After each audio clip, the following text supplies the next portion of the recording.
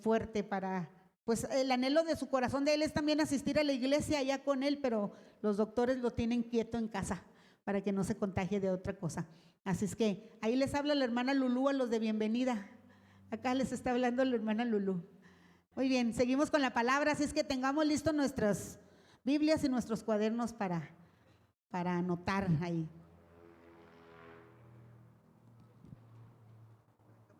Acá, colgador. Buenos días, ¿cómo están?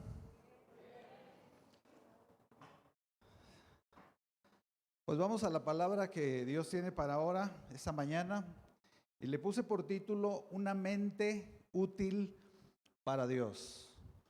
Una mente útil para Dios. La semana pasada hablamos de la batalla por nuestra mente y veíamos cómo el reino de los cielos y el reino de las tinieblas tienen un objetivo: capturar la mente del hombre. Es una guerra que se lleva a cabo o que se libra en la mente de cada persona. No es en el aire, ¿verdad? Hay veces pensamos que la guerra espiritual se pelea en el aire, y hay guerras que sí se pelean en el aire. Hay potestades que se mueven en el aire. Pero la verdadera guerra directa de cada persona se libra en su mente. Veíamos cómo los pensamientos, esos pensamientos que pueden ser sembrados por el reino de las tinieblas, estimulan nuestras emociones. Cuando una persona le da clic a un pensamiento, las emociones se estimulan. Como resultado, esas emociones nos conducen a estados de ánimo, y los estados de ánimo terminan llevándonos a acciones de conducta. Es ahí cuando se consume el pecado, como dice Santiago 1, 14 y 15, ¿verdad? Entonces, nosotros tenemos que entender que es una guerra invisible, imperceptible al ojo humano. Y una de las desventajas que tiene la iglesia o los hijos de Dios es la ignorancia de esa guerra. En Oseas 4:6 el Señor dice: mi pueblo fue destruido porque le faltó conocimiento. Y veíamos la semana pasada que el primer paso para ganar esa batalla es conocer la verdad. En Juan 8:32 Jesús dijo: y conocerán la verdad. ¿Y qué? ¿Qué hace la verdad? Nos hace libres. Y dice la Biblia con respecto a los incrédulos, a la gente que no conoce a Dios, que vive en ignorancia, 2 Corintios 4:4, que Satanás, y le llama el Dios con D minúscula, el Dios de este siglo o de este mundo, cegó la mente de los incrédulos para que no les resplandezca la luz del Evangelio. La única forma en la que el hombre natural, el hombre que no conoce a Dios, puede ser libre de esa esclavitud espiritual en la que vive, es conociendo el Evangelio de Jesucristo. Es conociendo la verdad del Evangelio de Jesucristo. Es la única forma, porque el problema real del hombre es el pecado. No es a través de la educación, no es a través de la cultura o saliendo de la pobreza, ¿verdad?, que el hombre va a salir de esa esclavitud del pecado. Por eso el mayor problema del ser humano es el pecado. En Jonás 1, cuando Dios mandó a Jonás a Nínive, ¿se acuerdan? No lo mandó a abrir gimnasios, ¿verdad?, para que los jóvenes estén ahí ocupados. No lo mandó a abrir fuentes de empleo, no lo mandó a abrir bibliotecas o llevarles cultura, no, lo mandó a confrontarlos con su pecado, porque el pecado es el problema número uno del ser humano.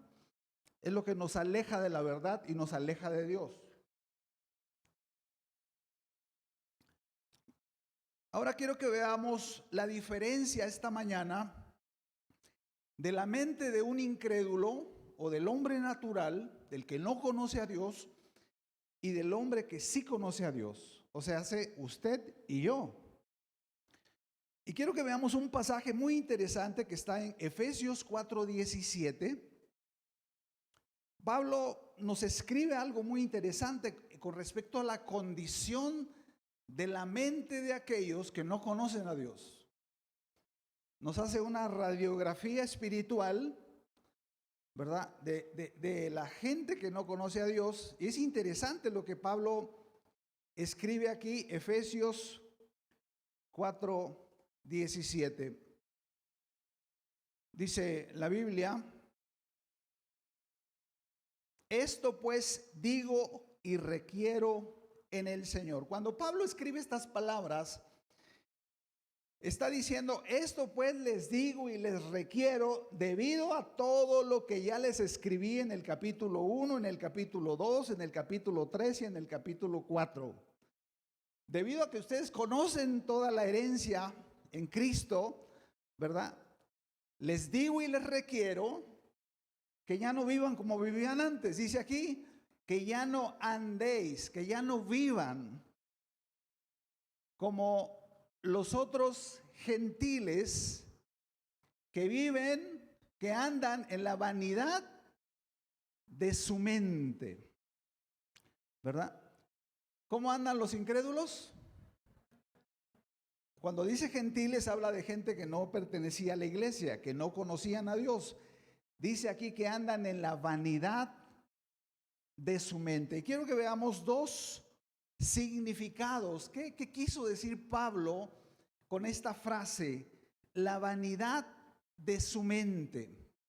En primer lugar, el vivir en la vanidad de su mente es que viven con una mente llena de egoísmo.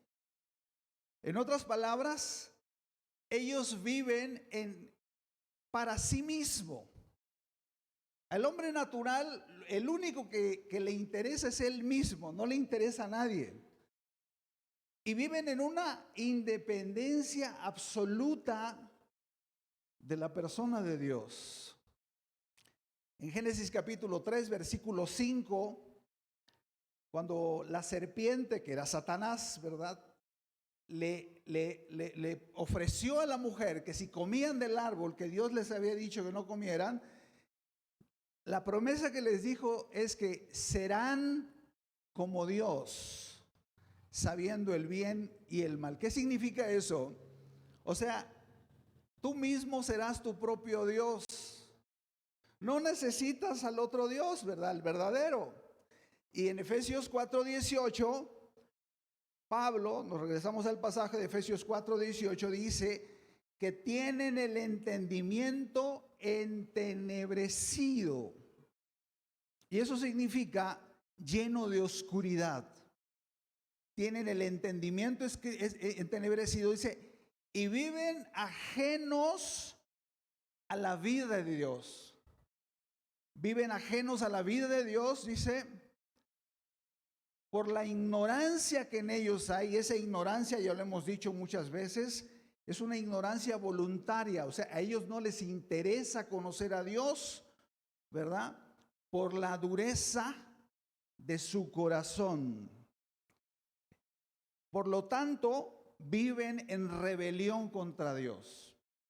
La gente que no conoce a Dios, que vive ajena a los principios de Dios, ellos viven en contra de Dios, y es como si ellos se pararan enfrente de Dios. Usted lo verá con aquel hermano, primo, esposo, ¿verdad?, que es incrédulo y que usted lo ha invitado a la iglesia y tiene una lucha en su corazón contra Dios, ¿verdad? Y es como si ellos se paran en contra de Dios y le dicen: ¿sabes qué, Dios? No me digas cómo tengo que vivir mi vida. No te necesito. Yo me puedo manejar solo. ¿Sí o no es cierto? Así vive, en rebelión abierta contra Dios.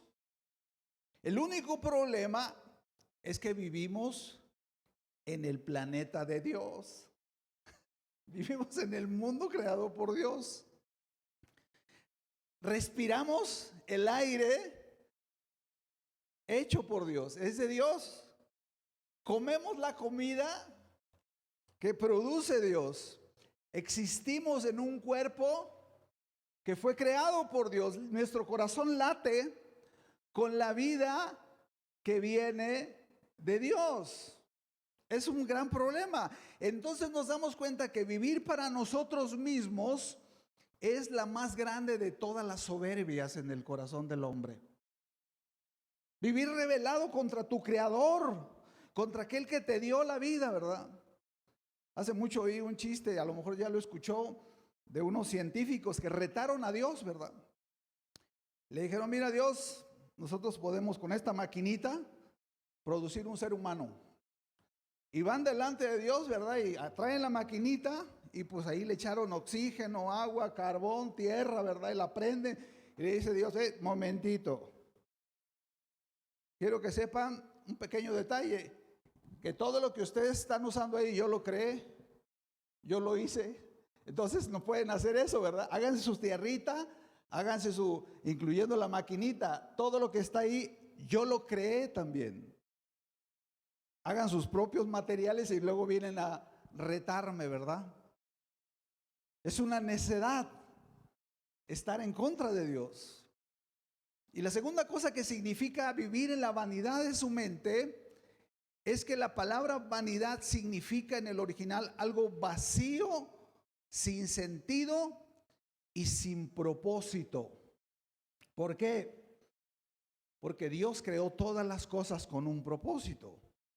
Colosenses 1:16, a ver si lo podemos buscar en la pantalla.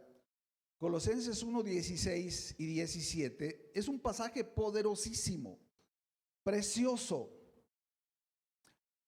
Si lo puede leer, léalo en las pantallas o en su Biblia. Vea lo que dice, porque en Él, o sea, en Dios, en Jesucristo, en este caso se está refiriendo al Hijo, fueron creadas todas las cosas, las que hay en los cielos y las que hay en la tierra, las veamos visiblemente, no las veamos invisiblemente, sean tronos, sean dominios, sean principados, sean potestades, todo, absolutamente todo fue creado por medio de Él. ¿Y qué? Y para Él. El que sigue, por favor. Y Él es antes de todas las cosas, ya no sabe, ¿ok? Y todas las cosas en Él subsisten.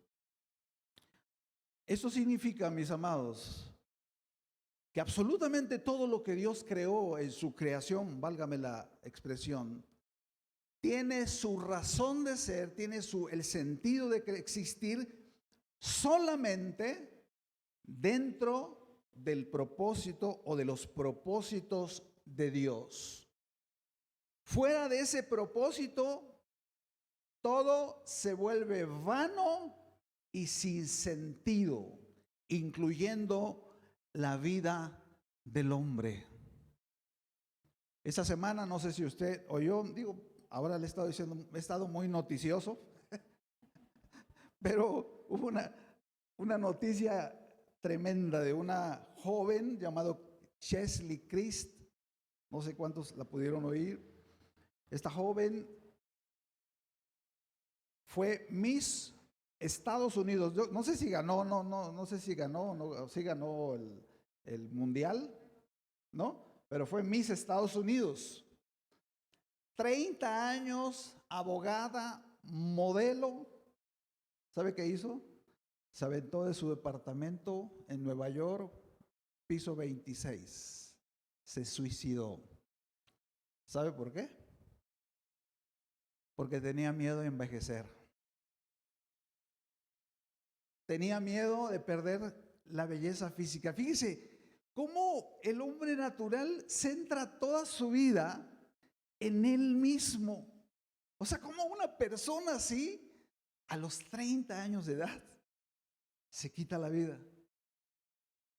Porque el hombre centra su vida en su pequeño tiempo sobre la tierra. Me encanta lo que dice Pablo, 2 de Corintios 4:18. A ver si lo podemos poner ahí. No debemos vivir mirando solamente las cosas que se ven, sino las que no se ven. Porque las cosas que se ven son temporales, pero las que no se ven son eternas. Porque sabemos, dice Pablo, en una forma preciosa, que si esta nuestra morada, este cuerpecito gordito, ¿verdad? Pachoncito, terrestre, este tabernáculo se deshiciese, tenemos en Dios un edificio, una casa no hecha de manos, eterna en los cielos. Aleluya. ¿No le da gracias a Dios por eso? Se arruga el pellejo, ¿verdad? Pero el corazón se mantiene firme, vivo, joven para Dios. O sea, mi esposa ya 59 años. Decía mi papá, viejos los cerros, y todavía le sale zacate nuevo, ¿verdad? Entonces, fíjese, es por eso que la Biblia, para iniciar la vida cristiana, el nuevo nacimiento, lo inicia con algo que se llama arrepentimiento. Y esa palabra arrepentimiento en la Biblia se usa una palabra griega llamada metanoia. ¿Sabe qué significa? Cambio de mente. Ya no podemos vivir como vivíamos antes, centrados en nosotros mismos. Por eso la mente se llena de banalidad. Por eso la mente se llena de ansiedad. Por eso la mente se llena de temores, como esta joven, ¿verdad? Que lo pueden llevar al fracaso, al suicidio, a la depresión, ¿verdad? Tenemos que darnos cuenta que tenemos que centrar nuestra mente, como dice Pablo, en las cosas eternas, en las cosas que tienen un valor eterno, según Dios, ¿verdad? Un cristiano que vive para sí mismo va a ser muy infeliz. Va a ser muy infeliz y va a vivir frustrado toda la vida. Porque así viven los incrédulos, frustrados. No se sacian con nada. Mire, cada pieza de estos automóviles solamente son útiles pegadas al automóvil. Son necesarias para que el automóvil funcione y camine, ¿verdad? Ahora, imagínate que una tuerca de la llanta, una tuerquita, diga, ¿sabes qué? Yo quiero vivir aparte del carro, ¿verdad? Yo quiero vivir sola.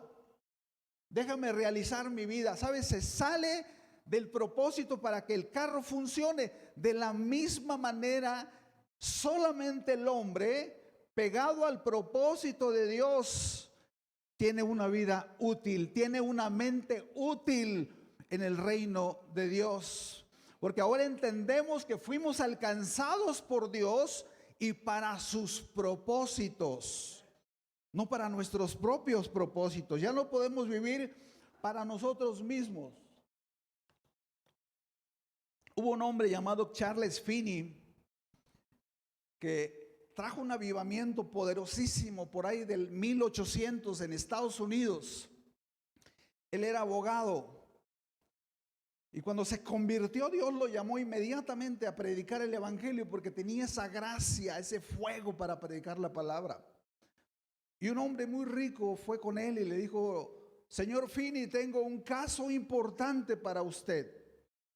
Charles Finney le dijo, no lo puedo atender porque voy a llevar el caso del Señor Jesucristo y me va a llevar toda la vida. Ahora nosotros, mis amados, vivimos para cumplir los planes de Dios. Ya no son tus propios propósitos, ya no son tus propios planes. Me encanta lo que dice Juan 12, 24 y 25. Jesús dijo a los discípulos, de cierto, fíjate, cuando Jesús dice dos veces de cierto, quiere decir, esto es algo importante. De cierto te digo, mi amado, que si el grano de trigo no cae en tierra y muere, queda solo. Pero si muere, lleva mucho fruto. El grano es una semilla que tiene vida en su interior. Entierras la semilla y con el calor y la humedad del suelo, esa semilla es quebrantada y se abre, la cáscara se abre y sale la vida que está dentro. Así es la vida del hombre ahora, conociendo a Dios. Somos quebrantados, por eso pasamos por tantas cosas, ¿verdad? Como decía mi esposa, este tiempo de pandemia no es ajeno a eso. Dios está quebrantando nuestro corazón, nos está sacando de un estado de letargo, ¿verdad? Y quiere que vivamos para Él. ¿Sabe? Cuando se abre la semilla, sale la vida que hay adentro de Él y empieza a florecer. Empieza a traer vida a otros. En el versículo 25 dice, el que ama su vida, el que ama su propia vida, el que vive para sí mismo, dice, la va a terminar perdiendo en los 50, 60, 70, 80 años que vivimos aquí. Mas el que aborrece su vida, dice el Señor, en este mundo, para vida eterna, la va a encontrar. Una de las cosas que ahora como hijos de Dios nos tenemos que dar cuenta es que vivimos en el mundo, mis amados, pero ya no pertenecemos al mundo. Esto es algo que tenemos que recordar todos los días y de eso tenemos que llenar nuestra mente. Todas las cosas materiales, todos los logros, todo lo que Dios nos da, ¿verdad? Es simplemente un instrumento, es un medio para lograr un fin. Y el fin es el propósito de Dios en nuestra vida. Pablo dijo en Filipenses 3:20, mas nuestra ciudadanía, ¿dónde está? En los cielos. Somos ciudadanos del cielo. Nuestros nombres están escritos en el libro de la vida, mis amados. ¿Cuántos saben que tienen su nombre escrito en el libro de la vida? Una vez los discípulos fueron a predicar el evangelio y venían fascinados, ¿verdad? Porque decían, Señor, hasta los demonios se nos sujetan en tu nombre. Dijo, no se alegren por eso. Alégrese que sus nombres están escritos en los cielos. Que cuando tú y yo nos vayamos de aquí, vayamos a la presencia misma de Dios y vamos a recibir la paga de las cosas que hicimos aquí en la tierra. Entonces, si nosotros seguimos vivos todavía, si libramos la pandemia, mi amado, ¿cuántos, les preguntaba a mi esposa, cuántos fueron sanados de COVID? 2 veces, ¿cuántos? Hasta 2 veces, ¿verdad? Si el Señor nos quiere todavía aquí en la tierra, no es para que estrenes carros. Si lo estrenas, gloria a Dios, está bien, no pasa nada. Para que estrenes casa, está bien, no hay problema. Pero es para que cumplas la perfecta voluntad de Dios, la cual es 3 cosas, ¿se acuerdan? ¿Es qué? Buena, agradable y perfecta. Ahora, esa voluntad se convierte en buena para mí cuando Dios me dice lo que tengo que hacer. ¿Sabes? Ve la Biblia, la vida de todos los hombres de Dios. Absolutamente todos hicieron algo específico para Dios. No los llamó Dios y le dijo, vayan y hagan lo que se les ocurra, ¿verdad? Lo que puedan. No, mi amado hermano, Dios tiene algo específico para ti. Algo puntual, Dios quiere exactamente. Y no te estoy diciendo que vas a construir una segunda Torre Eiffel, ¿verdad? No. Algo práctico, sencillo, específico, que va a llenar tu vida de propósito, de sentido. En Hechos 9:6, cuando Pablo fue alcanzado, una de las preguntas, bueno, le hizo 2 preguntas, ¿quién eres? Y luego le preguntó, ¿qué quieres que yo haga? Y el Señor le dijo, vas a ir con los gentiles. Y Pablo fue lo que hizo, ¿verdad? Para eso te dio un don espiritual, para que cumplas con esa comisión. En Génesis 6:14, Dios le dijo a Noé, hazte un arca de madera de gofer. Así le dijo. puntualito. No le dijo, mira, no, claro, puntual. A Nehemías le dijo, ve y repara los muros de Jerusalén. Me encanta cómo Dios trabaja con cargas en nuestro corazón. Dios pone una carga conforme al propósito que tiene para ti. Y si tú sientes una carga en tu corazón por hacer algo para Dios, es la carga de Dios. Me encanta lo que dice Nehemías, ¿verdad? Nehemías 1:4, cuando dice Nehemías oyó la condición de Jerusalén, las puertas tiradas, quemadas a fuego, el muro derribado. Dice, hizo varias cosas. Dice, me senté, lloré e hice duelo por varios días, ayuné y algo bien importante, oró al Dios del cielo. Tenemos que ser diligentes en esto para que la voluntad de Dios sea buena para nosotros en forma específica. La voluntad de Dios se convierte en agradable para mí, porque no solamente es buena, es agradable cuando Dios me dice cómo lo tengo que hacer, lo que tengo que hacer. Génesis 6, 14, 15, 16, usted lea y están los detalles del arca que Dios le pidió a Noé que hiciera. Hazle esto, hazle el otro, ¿verdad? ¿Cuántos saben cuántos pisos tenía el arca? ¿Cuántos? Ándale, hermana Cristi, si sabe. 3 pisos, tenía 3 niveles. Y sabe que Dios diseñó el arca para flotar solamente, no la diseñó para navegar. No tenía cuarto de máquinas, no tenía un espejo, ¿verdad? Con timón, no tenía timón, simplemente quería flotar. ¿Sabe por qué? Porque el que la iba a guiar era Dios. Dios la iba a cuidar y la iba a conducir, ¿verdad? La voluntad se vuelve agradable para mí cuando Dios me empieza a revelar cómo tengo que hacer las cosas que Él quiere que yo haga. Y eso es algo que Dios quiere revelar, todo el secreto de tu comunión con Él. Cuando tú estás con Él, eso solamente el Padre se lo revela a aquellos que le buscan, aquellos que buscan, que tocan, que llaman, ¿verdad? Dios les contesta y les dice cómo tienen que hacer las cosas. Y por último, la voluntad de Dios se convierte en perfecta para mí cuando Dios me dice dónde y cuándo tengo que hacer las cosas. Cuando llegamos a este nivel, mis amados hermanos, somos llenados de una sensación de paz y de gozo en nuestro corazón, porque estamos cumpliendo el sueño y el anhelo de Dios al crear todo lo que hizo. Fíjese, toda la creación fue creada perfecta. Todos los animales, las montañas, los ríos, se someten a la voluntad de Dios. No se revelan los pájaros, no se revelan las ballenas, la luna, el sol, todos los planetas se alinean.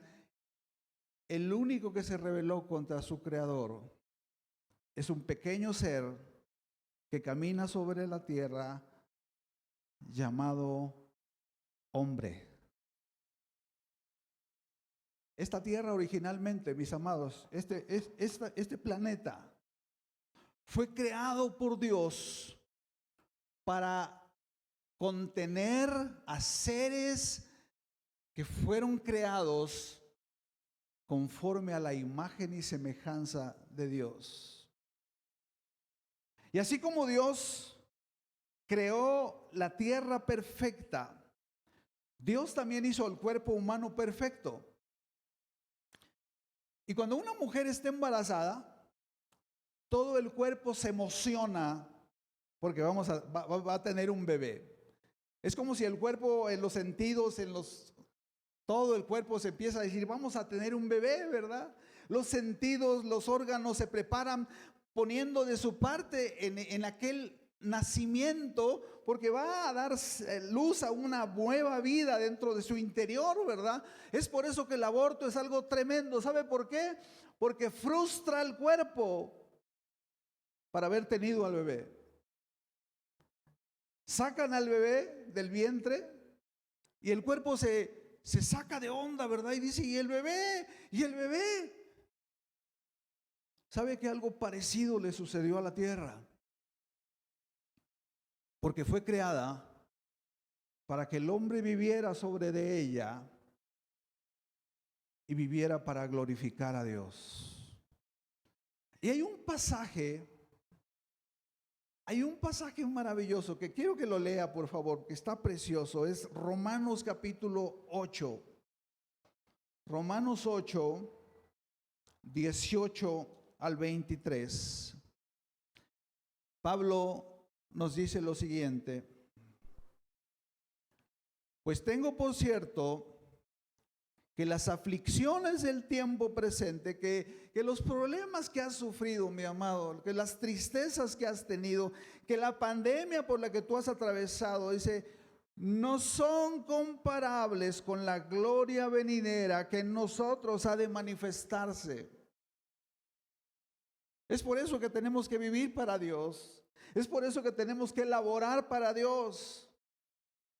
Versículo 19, vea esto. Porque el anhelo ardiente de la creación, así como el vientre de la mamá, el anhelo ardiente de la creación es el aguardar la manifestación de los hijos de Dios. O sea, la tierra tiene esa memoria en su interior, la creación tiene esa memoria y dice, yo quiero ver la manifestación original para lo que yo fui creada. Versículo 22, porque sabemos que toda la creación gime, o sea, sufre porque tiene un hombre rebelde sobre su faz, un hombre que no quiere saber nada de Dios, y eso maldice la tierra. Por eso hay tanta violencia, por eso hay tanta muerte, porque el hombre se rebela contra Dios. Y dice, y aún está con dolores de parto. No se ha borrado el deseo de la creación de contener a un hombre o a una mujer que vivan para Dios y que lo glorifiquen. Y no solo ella, dice Pablo 23, sino que también nosotros mismos, que tenemos las primicias del Espíritu. ¿Sabes qué te está diciendo Pablo? Tú eres ese que va a cumplir el deseo de Dios y va a calmar ese deseo de la tierra, porque ahora tienes el Espíritu de Dios. No sé si estás entendiendo lo que te estoy diciendo. Si estás entendiendo, levanta tu mano. Nosotros mismos, dice Pablo, que tenemos las primicias del Espíritu. O sea, nosotros somos las primicias de Dios sobre la tierra. Fuimos alcanzados por Dios. Ahora somos esa tuerca que vivía separada y es integrada a la llanta, ¿verdad? Y ahora tenemos sentido en la vida. Ahora tenemos propósito. No solamente queremos cambiar la tele de una de 50 por una de 200 pulgadas, ¿verdad? No, si la puedes comprar está bien, no pasa nada, pero que no sea el objetivo de tu vida. Dice Pablo, nosotros también gemimos dentro de nosotros mismos, esperando la adopción, la redención de nuestro cuerpo. Ahora los que conocemos a Dios, ¿sabes? A donde sea que nos paramos, llevamos la gloria de Dios. Tú y yo ahora, mis amados, ahora que conocemos a Cristo y tenemos su Espíritu, llenamos la tierra de la gloria de Dios con nuestras vidas. Ahí donde había maldición, en esa colonia donde hay muerte y violencia, y vive un hijo de Dios, cuando camina por esas calles, tú impartes la gloria de la presencia de Dios y bendices el lugar, y la tierra clama y dice: hay un hijo de Dios aquí. Hay unas palabras que escribió un hombre que supo lo que era glorificar a Dios con su vida. Y sería algo glorioso que tú y yo pudiéramos decir lo mismo. Cuando Dios diga: ¿sabes qué, chaparrito? Ya vente para acá. Y no hay edad para eso, porque se van jóvenes también, se van maduros y se van viejitos también. Pablo vivió una edad madura, y cuando él sabía que había vivido una vida para Dios, que había usado su mente para glorificar a Dios, que había tenido una mente útil para Dios porque le había usado para lo que fue creada. Pablo escribió en 2 de Timoteo 4, 6 al 8 estas palabras que escribió a su hijo espiritual Timoteo. Son las últimas palabras de un hombre que vivió para Dios completamente. Pablo escribió ahí: porque yo ya estoy para ser sacrificado, y el tiempo de mi partida está cercano. A ver si podemos tocar la de El mundo busqué. A ver si podemos poner la letra de esa de Tumbas y jardines para hoy. Y el tiempo de mi partida está cercano. Pablo sabía que ya iba a ser decapitado. No tenía miedo de morir, porque estaba seguro que había cumplido el deseo de Dios para su vida, el propósito de Dios, como lo podemos cumplir tú y yo, mi amado. Dice Pablo, el versículo 7: he peleado la buena batalla, he acabado la carrera. El Señor me dijo: ve para allá, yo iba para allá. Vete para acá, yo iba para acá. Párate ahí, yo me paraba. Todo lo que Dios me mandó, yo lo hice. He peleado la buena batalla, he acabado la carrera, he guardado la fe. Qué maravilloso, mi amado, mi amada, que podamos al final de nuestros días poder decir: Señor, eso que me pediste lo hice. Te puedo entregar buenas cuentas. He cumplido el propósito para el cual me pusiste en la tierra. Dice Pablo: por lo demás me está guardada la corona de justicia, la cual me dará el Señor, juez justo, dice Pablo, en aquel día. Y no solo a mí, sino a todos los de la iglesia de Islahuacán también. Aleluya, denle un aplauso al Señor. Vamos a oír esta canción. No sé si leyó la letra de esa canción que cantaron hace rato. Con el puro pianito está bien. Póngase de pie, cántela y dígale al Señor: Señor,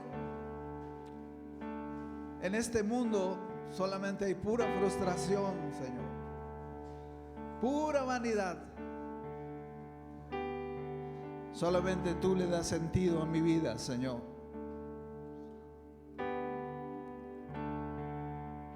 Aleluya. El mundo busqué y no pudo llenarme.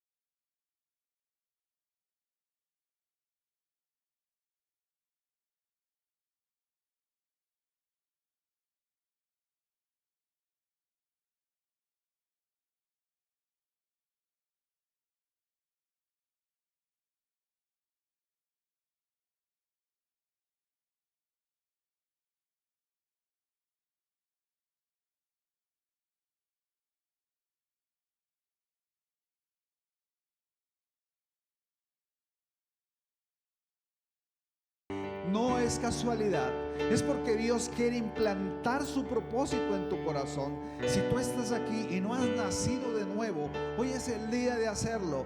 Dígale: Señor Jesús, en esta hora te abro mi corazón. Te pido perdón por mis pecados. Te pido perdón por mi rebelión hacia ti, Señor. Perdóname y lléname de tu Espíritu Santo y capacítame, Señor, para cumplir el deseo de tu corazón en mi vida.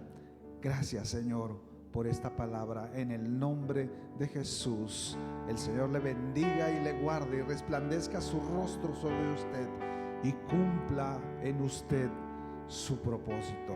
Dele un aplauso al Señor. Aleluya.